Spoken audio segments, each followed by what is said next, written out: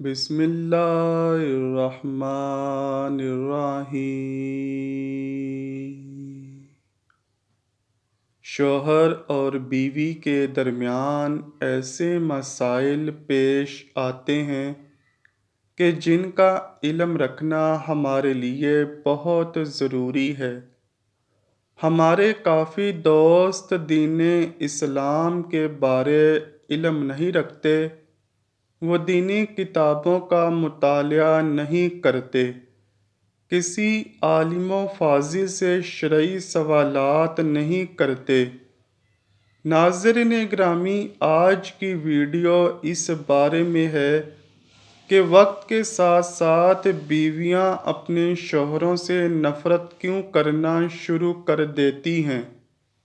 احادیث مبارکہ میں یہ تفصیلی طور پر بیان ہے کہ ایسا کیوں ہوتا ہے، کہ ہمارے گھروں میں لڑائی جھگڑے کیوں ختم نہیں ہوتے، اور میاں بیوی میں نفرت کیوں پیدا ہو جاتی ہے۔ میاں بیوی کا ایک ایسا رشتہ ہے کہ جس رشتے میں اگر ہلکی سی بھی ناچاکی آ جائے تو انسان کا گھر جہنم جیسا لگتا ہے، گھر کا سکون تباہ ہو جاتا ہے۔ بظاہر تو میاں بیوی ایک دوسرے سے ناراض ہوتے ہیں، لیکن ان کے دل میں ایک دوسرے کے لیے جذبہ موجود رہتا ہے، اور اکثر اوقات انا کی وجہ سے یہ ناچاکی طول پکڑ جاتی ہے۔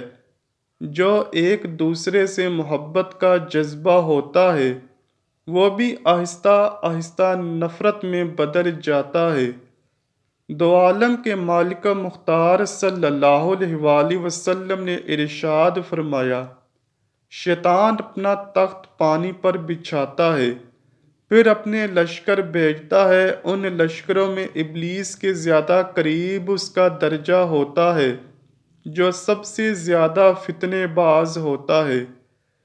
اس کے لشکر میں سے ایک آ کر کہتا ہے، میں نے ایسا ایسا کیا، تو شیطان کہتا ہے، تو نے تو کچھ بھی نہیں کیا۔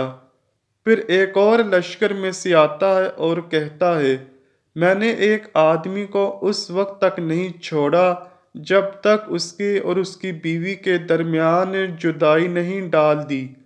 یہ سن کر ابلیس اسے اپنے قریب کر لیتا ہے اور کہتا ہے، تو کتنا اچھا ہے، اور اپنے ساتھ اس کو چمٹا لیتا ہے۔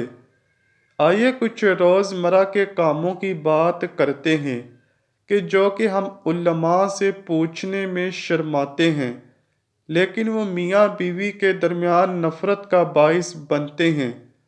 ناظرین گرامی، میاں بیوی اکٹھے غسل کر سکتے ہیں، ایک دوسرے کے سطر کو بغیر دیکھے باقی سارے جسم کو دیکھ سکتے ہیں، کیونکہ سطر کی طرف دیکھنا خلاف ادب بھی ہے اور خلاف شریعت بھی۔ میاں بیوی کا اکٹھے نہانا اور نہانے کے دوران ایک دوسرے کے جسم کو چھونا بھی جائز ہے، لیکن حیا کا تقاضا ہے کہ اس دوران ایک دوسرے کے سطر یعنی شرمگاہ پر نظر نہ پڑے، جیسا کہ ام المومنین حضرت عائشہ صدیقہ رضی اللہ تعالیٰ عنہا فرماتی ہیں کہ میں اللہ کے رسول صلی اللہ علیہ وآلہ وسلم کے ساتھ ایک ہی برتن سے غسل کیا کرتی تھی۔ آپ مجھ پر سبقت فرماتے تو میں کہتی، مجھے بھی پانی دیجیے، مجھے بھی پانی دیجیے۔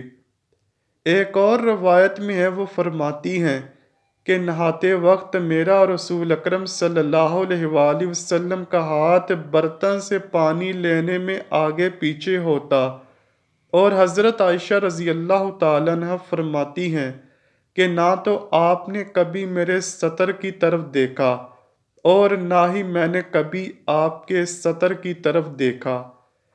ناظرین گرامی، غسل کرتے وقت غسل خانے میں باتیں کرنا سخت منع ہے۔ حضرت عائشہ صدیقہ رضی اللہ تعالیٰ عنہ فرماتی ہیں، میں نے رسول اللہ صلی اللہ علیہ وآلہ وسلم سے پوچھا کہ اے اللہ کے رسول صلی اللہ علیہ وآلہ وسلم، مرد حضرات اس معاملے میں کس طرح ثواب کے حقدار ہوتے ہیں؟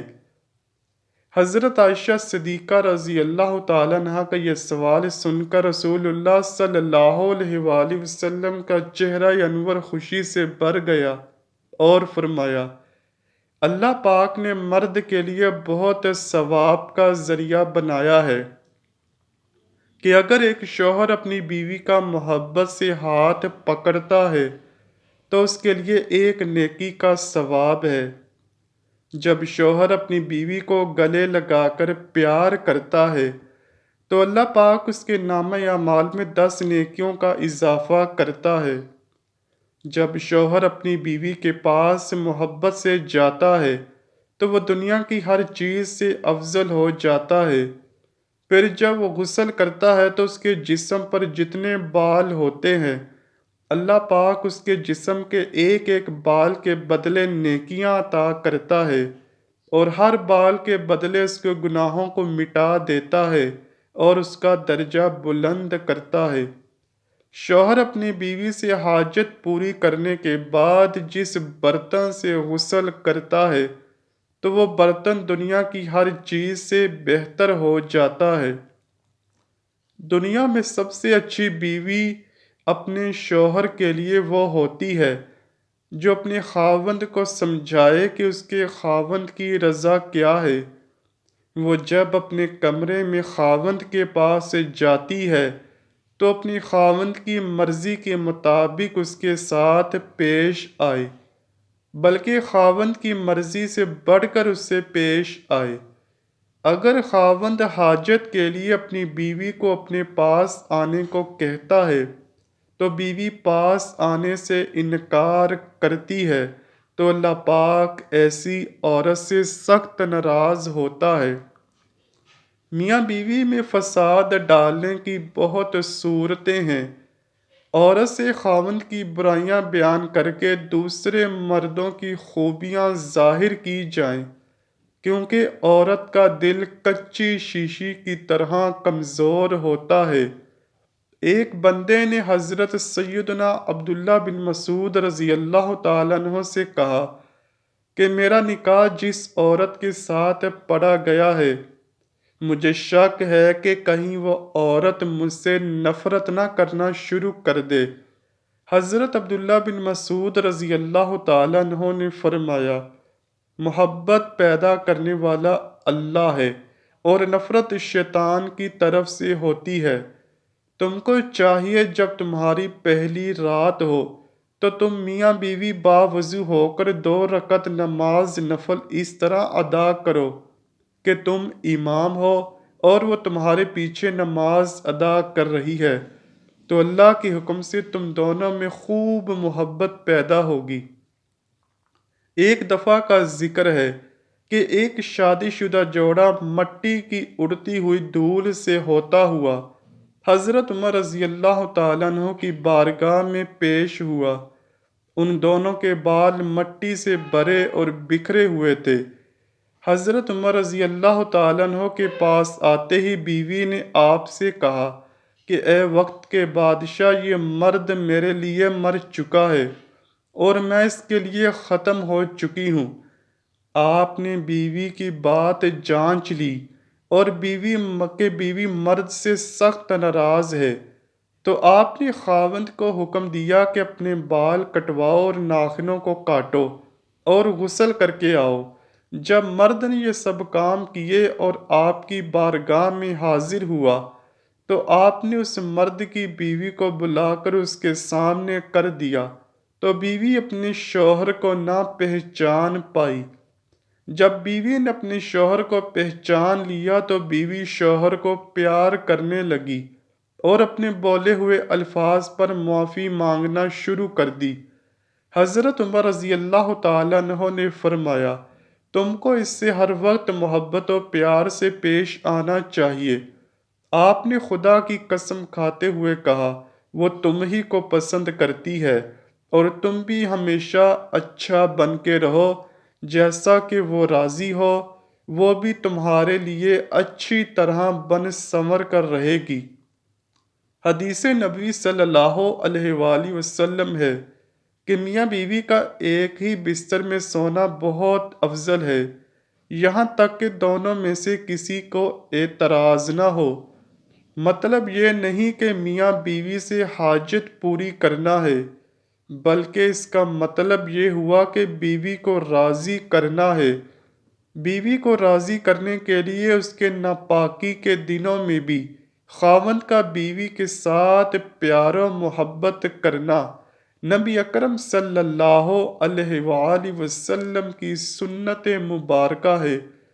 حضرت عبداللہ بن عباس رضی اللہ تعالیٰ عنہ سے مروی ہے کہ حضور اکرم صلی اللہ علیہ وآلہ وسلم کا فرمان ہے، جو خاوند اپنی بیوی کے قریب آنے سے پہلے یہ دعا پڑھ لیتا ہے کہ اللہ کا نام لے کر شروع کرتا ہوں، مجھے شیطان کے شر سے اللہ بچائے اور اس اولاد کو بھی شیطان سے بچائے جو تو مجھے عطا کرے گا۔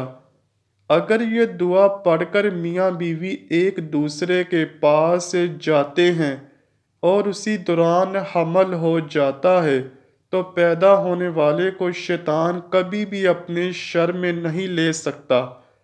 حضور اکرم صلی اللہ علیہ وآلہ وسلم نے فرمایا، تم میں اچھے لوگ وہ ہیں جو عورتوں سے اچھی طرح پیش آئیں۔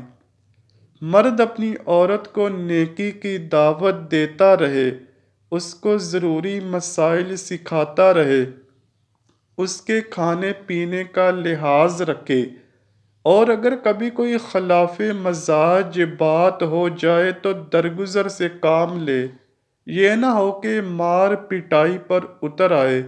اس طرح ضد پیدا ہوتی ہے اور سلجھی ہوئی بات بھی الجھ جاتی ہے۔